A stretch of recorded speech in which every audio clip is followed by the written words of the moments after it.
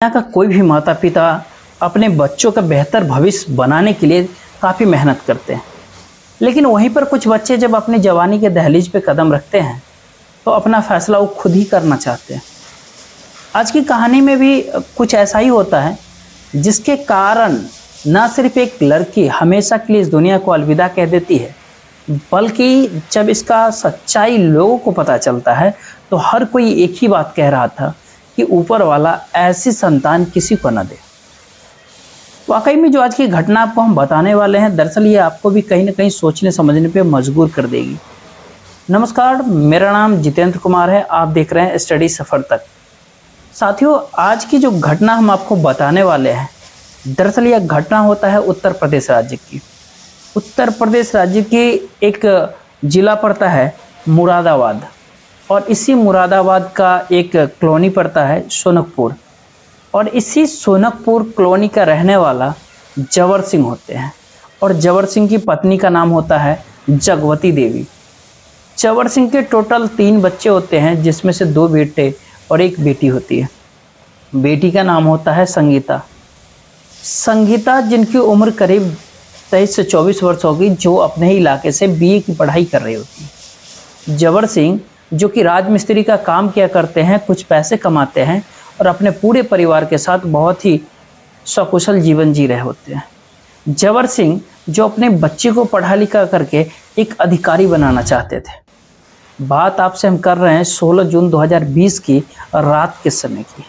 दरअसल जवर सिंह का पूरा परिवार जब एक साथ खाना खाते हैं और फिर अपने अपने कमरे में सब सोने चले जाते हैं, लेकिन अगली सुबह जब उठ करके देखते हैं तो संगीता अपने ही बेड के ऊपर मृत अवस्था में पड़ी होती है।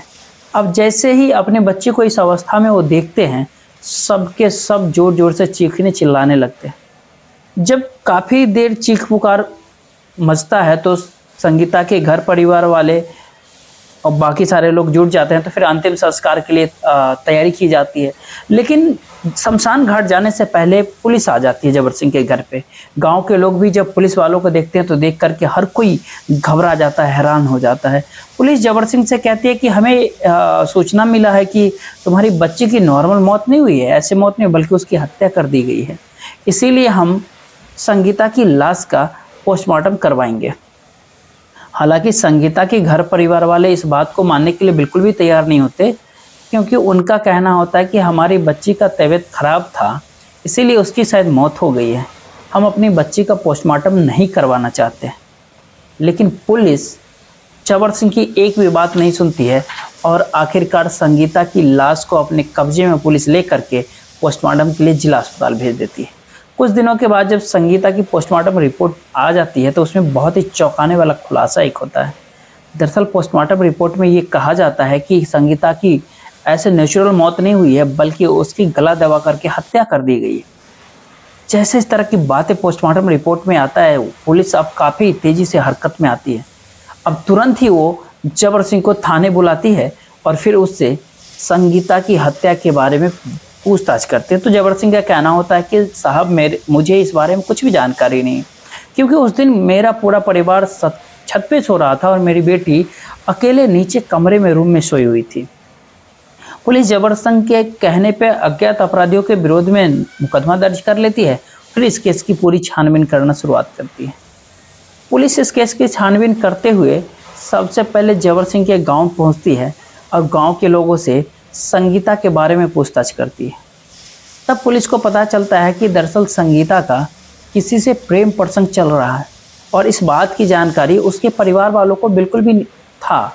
लेकिन जैसे इस तरह की बात पुलिस को पता चलता है, पुलिस फिर से जबर सिंह को थाने बुलाती है और उसे दबाव देती है। सख्ती दबाव देने के बाद पूछताछ करती है। जैसे वो पुलिस दबाव देती है, वैसा ही आखिरकार जबर सिंह जो है अंतिम में सच्चाई अपनी कबूल कर ही लेता है।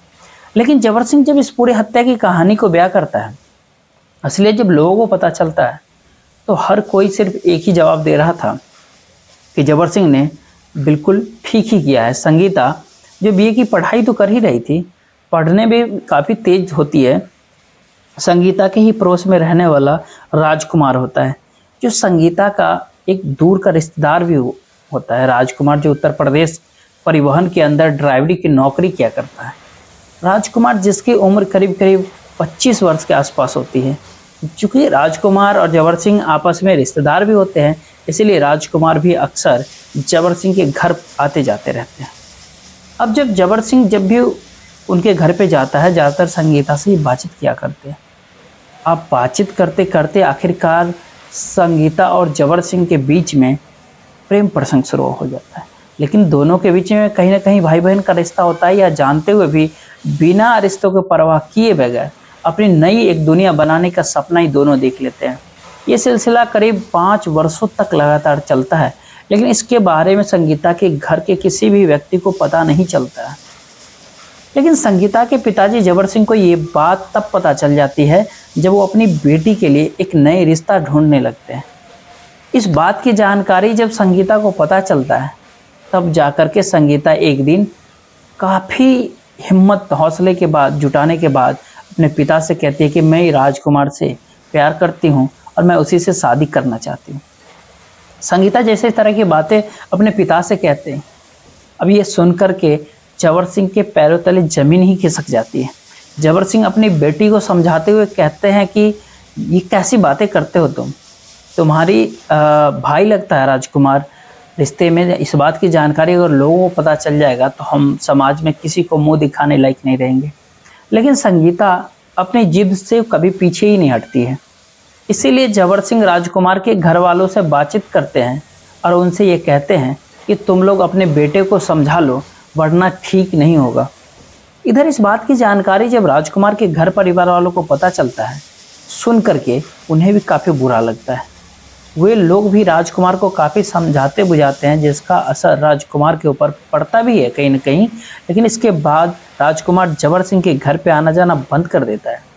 लेकिन अब संगीता से वो बाहर मुलाकात किया करता है। लेकिन जैसे कुछ दिन का और समय बीतता है, इस बात की जानकारी फिर से जबर सिंह को मालूम हो जाता है कि जबर सिंह कुछ रिश्तेदार और अपने जानने वाले पड़ोसियों को बुला करके पंचायत भी बिठा देता है। अब जिसमें संगीता और राजकुमार दोनों को बुलाया जाता है।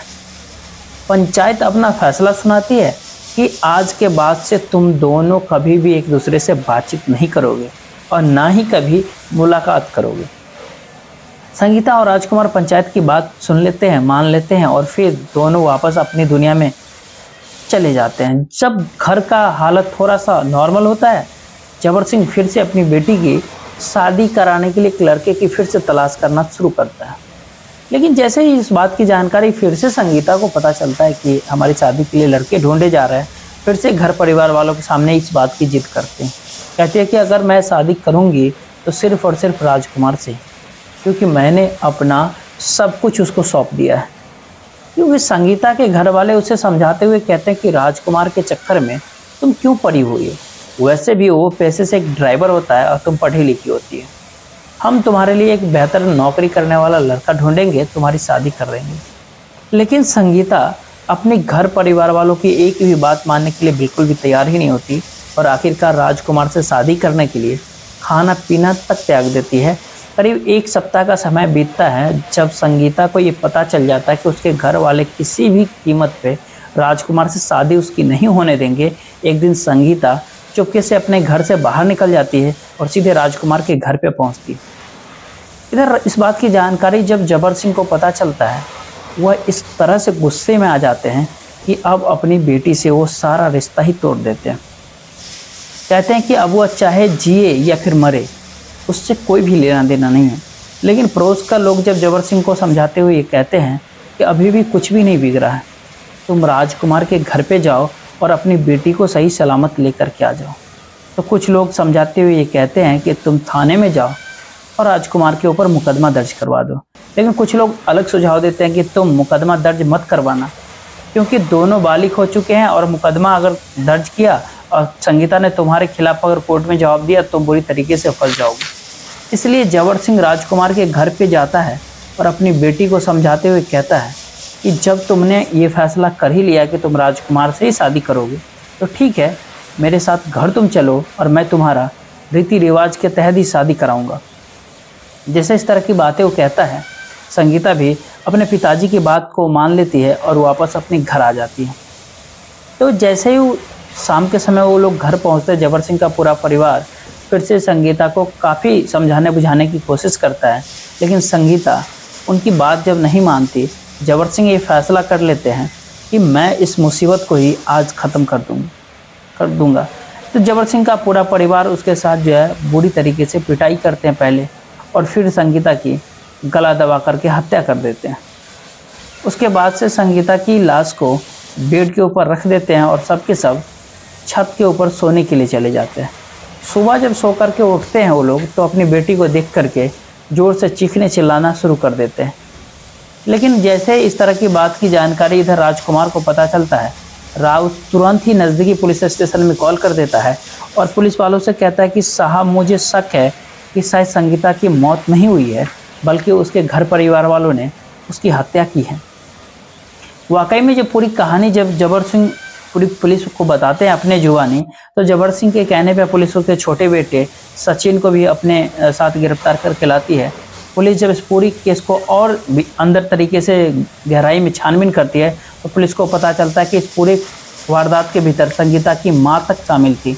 इसीलिए पुलिस संगीता की मां को भी अपने गिरफ्तार करके लाती है और फिलहाल पुलिस ने इन तीनों आरोपियों को कस्टडी में लेकर के गिरफ्तार करके सब पे गंभीर धारा मुकदमा दर्ज करके जेल भेज दिया। साथियों, इस कहानी सुनाने का कोई आपका दिल दुखाना नहीं था, आपके